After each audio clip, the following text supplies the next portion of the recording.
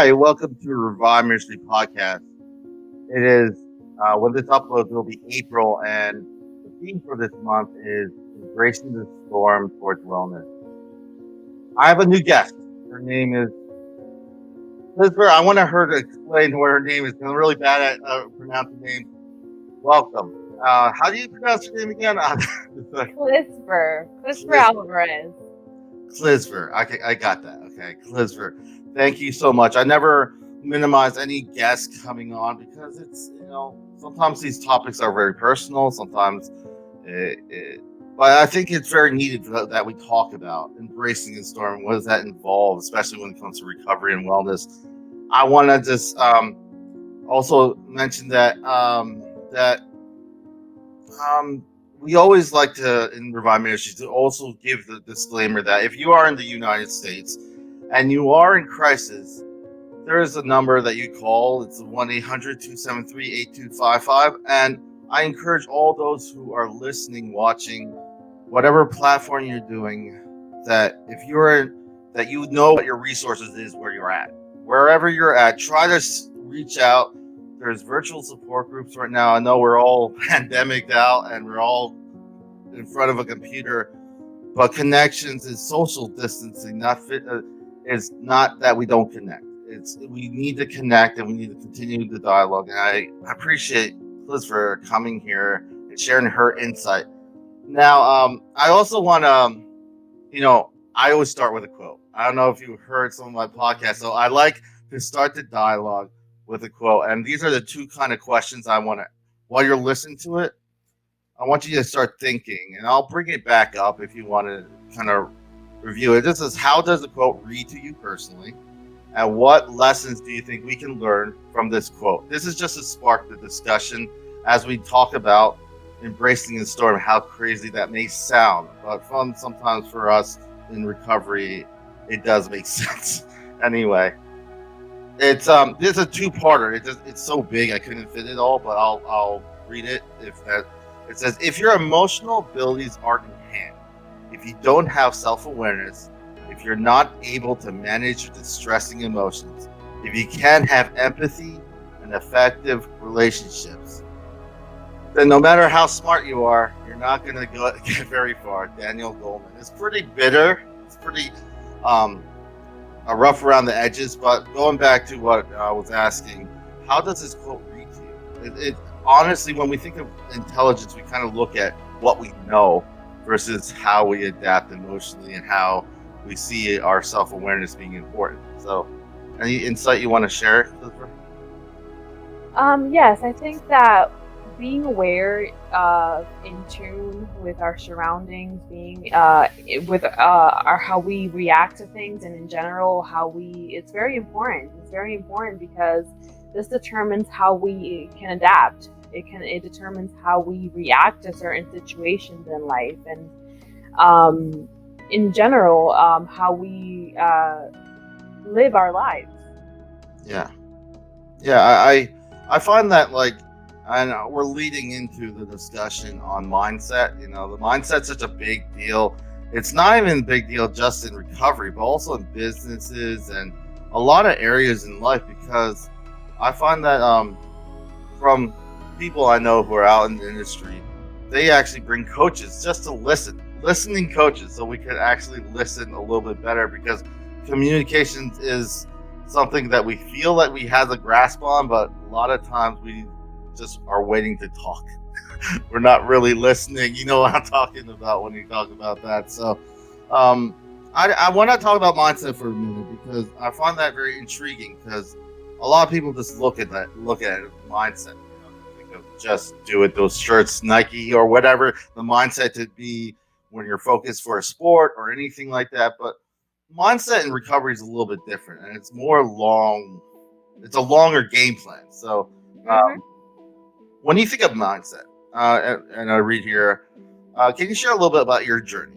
Obviously you're new as a podcast guest here, and you don't have to go as far and in depth or not. I just want to give your background. Why is mindset such a big deal in your own wellness, and what have you seen from your peers around you? If that if that makes sense. Well, being that I'm actually a mindset coach, mindset is actually the established set of attitudes that people take on.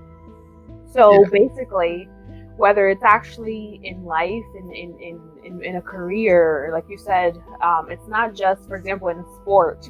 It can be, for example, in a career, for example. If, let's say, you want to do something, you want to take on a career, and it's hard to do. The actual steps. It's basically taking the steps and setting those goals, but it's sometimes hard for certain people, for people to actually go about it. Yeah. So it's like, what's the attitude you have to have to go about and accomplish that goal?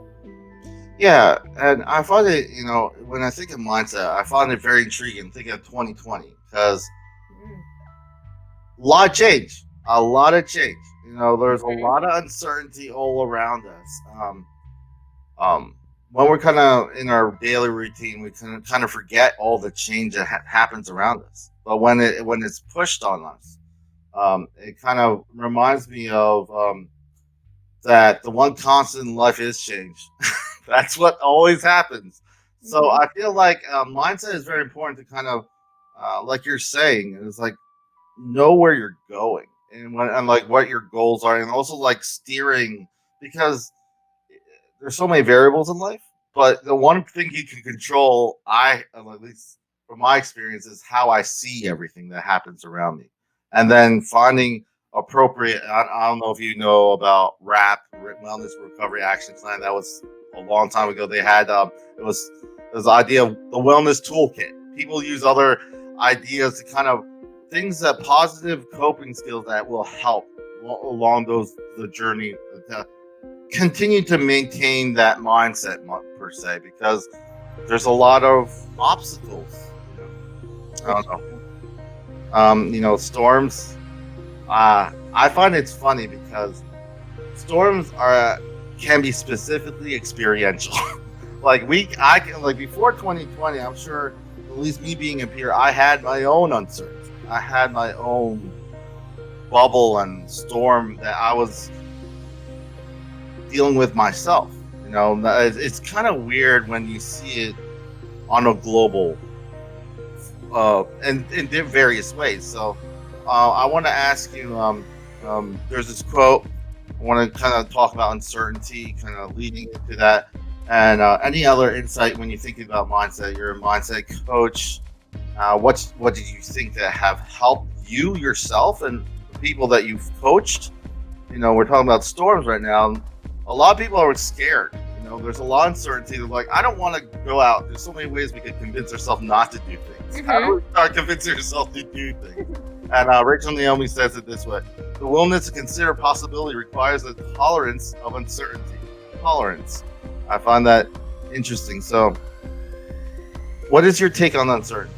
And tying in, you talked a little bit about your mindset, your journey, and what has helped you personally move forward, and what has you seen other people? What has helped other people?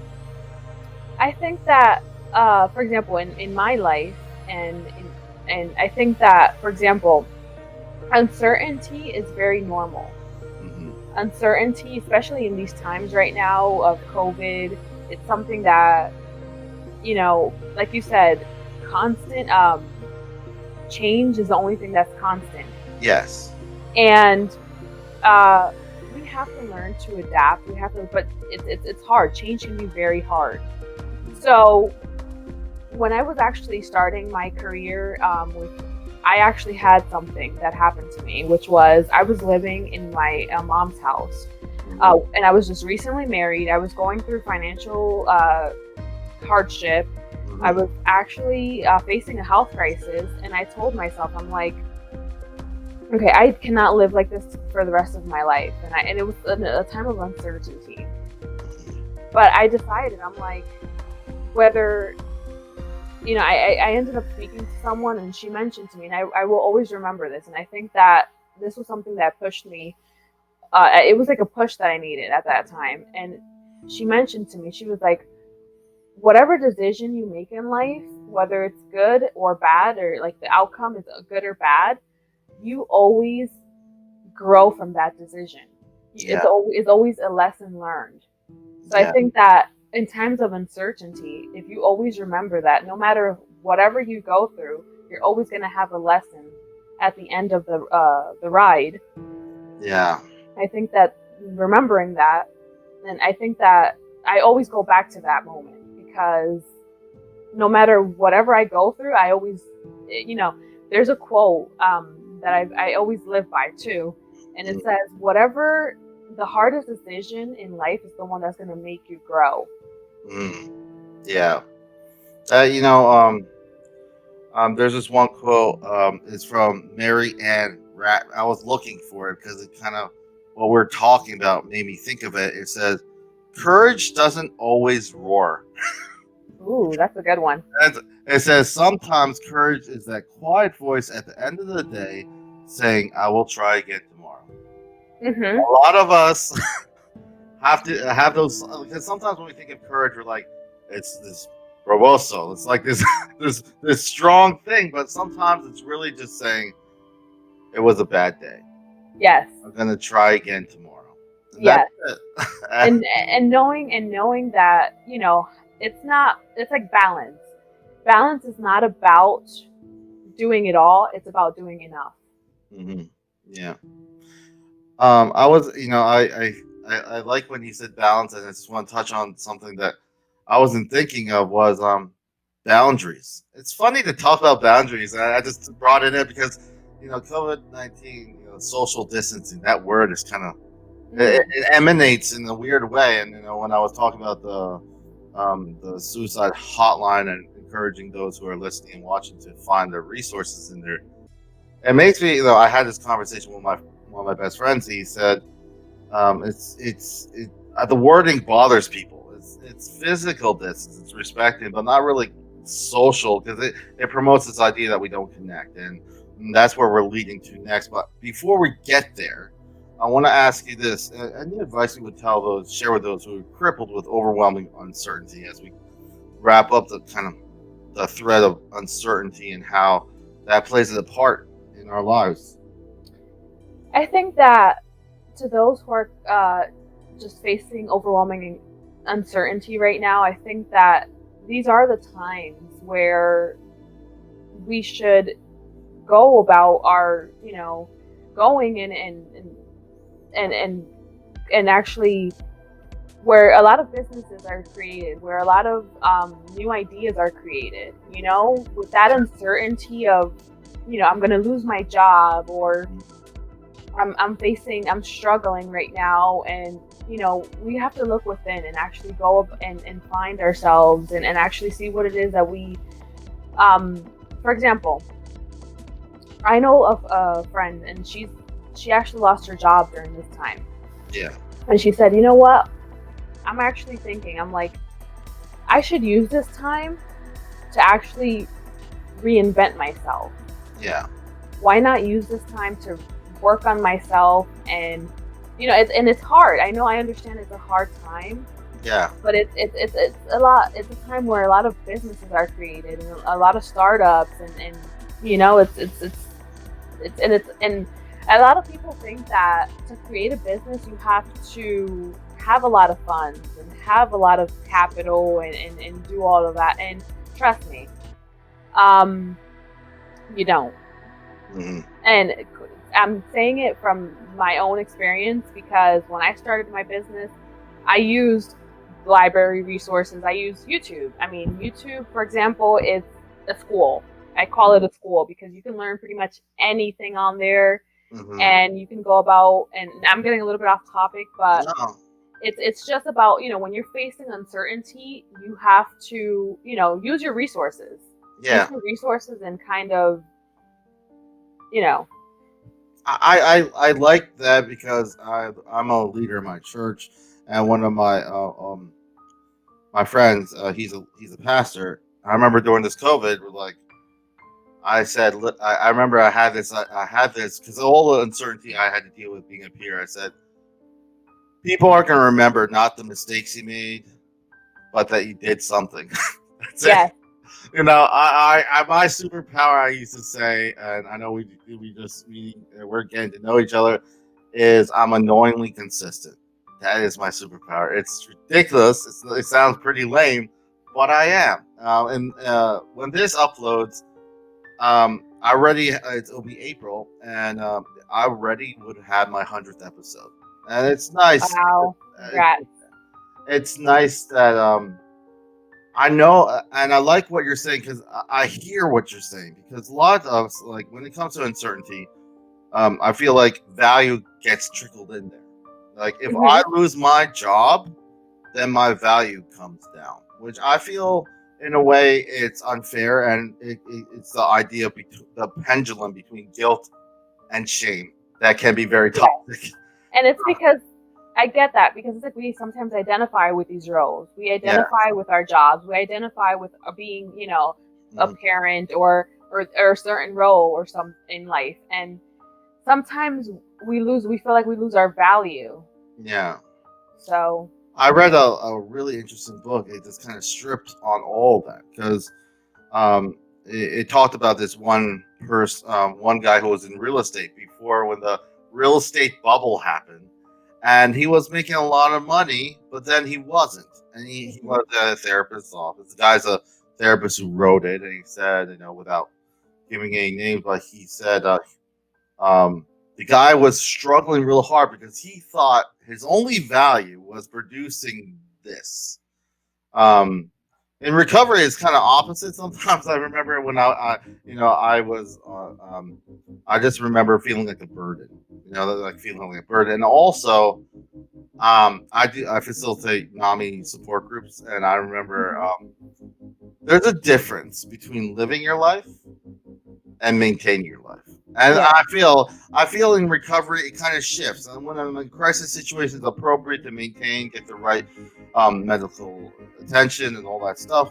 But at the end of the day, as you journey in your recovery, and I say journey poignantly, there comes a point when when your recovery goes to the point where you start living your life, and life is best lived shared, right? And that's what we're going to segue to.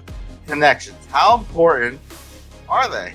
Connections are extremely important in wellness, and I just want to kind of hear your intake on that.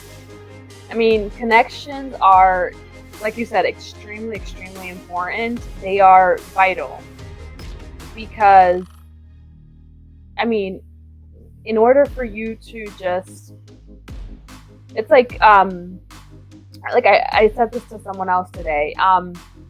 When you, for example, leave a supermarket and you say "have a nice day" to this person, Yeah. you don't know how this person is like what their day is like, or at when they go home, and that just making that connection with that person, Yeah. you don't know how that could change their day. Yeah. So that goes to show, you know, even just smiling to that person and saying hello or whatever, it can make a difference. Yeah. I still remember one of my first podcast guests. She was a social worker. She still is, but she's a social worker. She was a social worker in Rikers Island in New York City, around the area. She worked with the homeless community, and this guy who was homeless for the better part of a couple decades, and he got himself. He made some goals. You know, probably had some good mindset and all that stuff. And I remember him. He asked her, what was the hardest thing being homeless in New York City? And she was a social worker, so she's drilling out all the things she learned in college. And the one thing that I found was very interesting while she was in my podcast, he simply said, no. Loneliness. That was it. Wow. Loneliness. And I felt like that was a powerful statement because we like to lie to ourselves. We may have toxic relationships. I know I've been through some traumas and all that stuff, but at the end of the day, unfortunately but fortunately, I've been to some hospital beds that, you know, the person is passing away, but I never hear them talk about stuff. And if they do, they talk about the people correlating with that stuff, like, or the place they've been to. So if someone's like, oh, I missed that place we went to, we, the emphasis is we or whatever. The connections do matter. The vacation that they always love to remember, or the car. And that was interesting. Someone talks about a car, you're like, oh, that's just stuff. No, it's the person they worked on the car with, or they drove in that car during that time Yeah. period. And I find that very interesting when it comes to connections. But furthermore, about how we communicate, and that's what segued to this one of my last quotes. I'm gonna, I know I'm very quotey, but it says the most basic and powerful way to connect to another person is to listen. Just listen. Hmm. Perhaps the most important thing we ever give each other is our attention. A loving silence often has far more power to heal and to connect than the most well-intentioned words. Powerful, powerful, because I know myself, I put my foot in my mouth. I feel this urgency to tell what I think may be helpful, but at the end of the day, sometimes just being present is enough, or the only thing you can do. So, I know when I was, and I want to hear from you, when I was struggling, when I was in Baker Acting, or when I was in the hospital, inpatient for mental health, I remember just what really was helpful was not everyone telling me, whoa, this is the medicine. I know the medicines were important, but really someone taking the time to be present, listening to me. Being heard is very fundamental. So how does this quote read to you? This idea of listening. I'm trying to remember, and I don't have it right here, but there's a quote by Maya Angelou about the unheard voices. And I don't know if you know it, but I know Maya Angelou. She has some good stuff. I don't have yes, it. Yes. There's a quote about unheard voices, and it's such a nice quote, but it's basically what it says. It's something about like an unheard voice just wanting to get out. Yes. And it's very true. Sometimes, people just want to be heard, and I think that we all experience this. I think we do. I think fundamentally, we don't I'm every single group I've been in and facilitated. I never saw most of the complaints. I would say the top 3, and just from my experience, has been not being heard. Mm-hmm. And the one thing that's funny is I know some my friends, they may not get support groups or all this stuff, but I remember they may have a rational mindset or whatever, but I just remember you get 3. This is just like an illustration. You get 3 women who have been domestically abused, right? You put them in the room, and they share their story.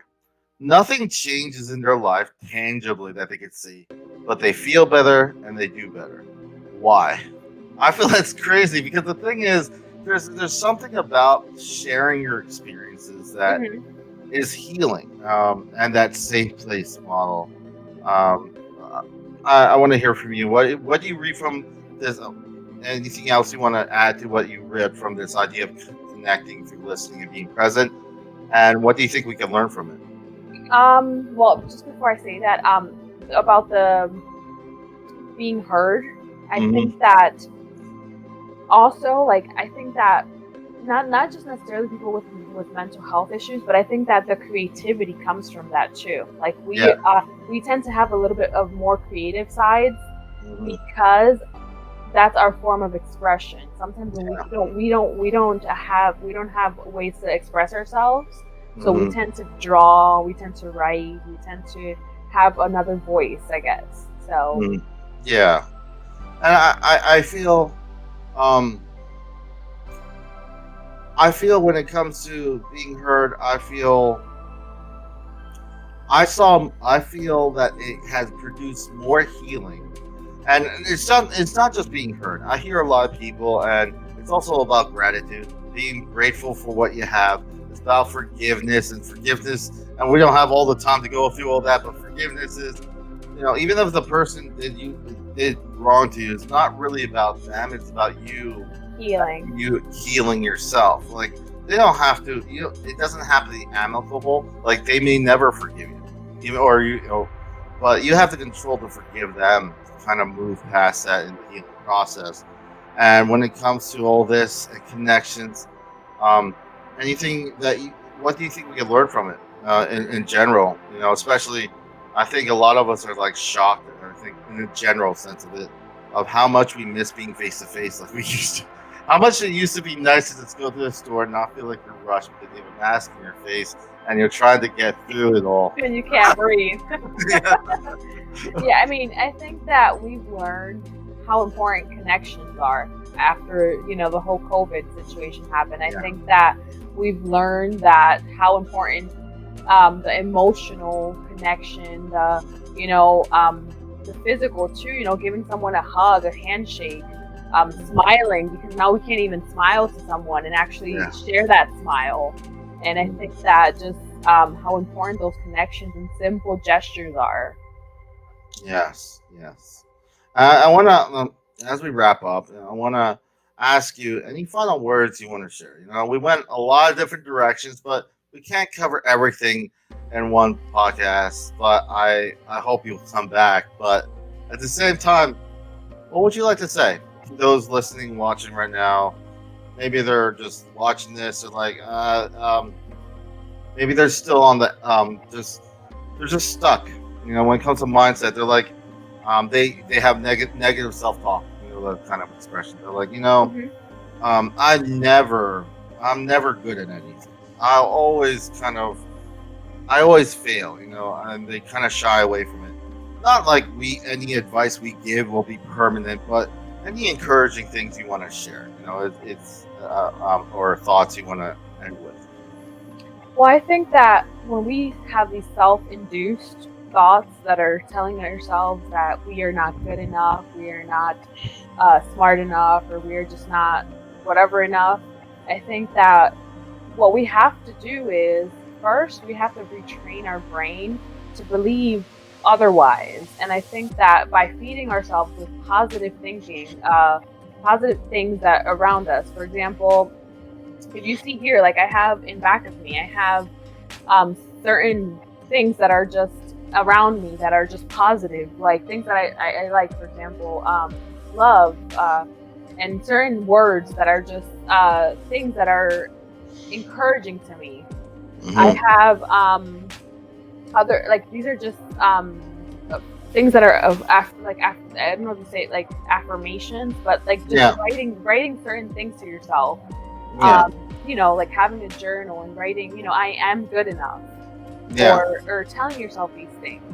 Like I have on my Alexa, for example, like when I say good morning to Alexa, it tells me a compliment. And just hearing these things, even though it's just, from like a robot or something, but even hearing it more, it makes you, it helps you actually, it helps you.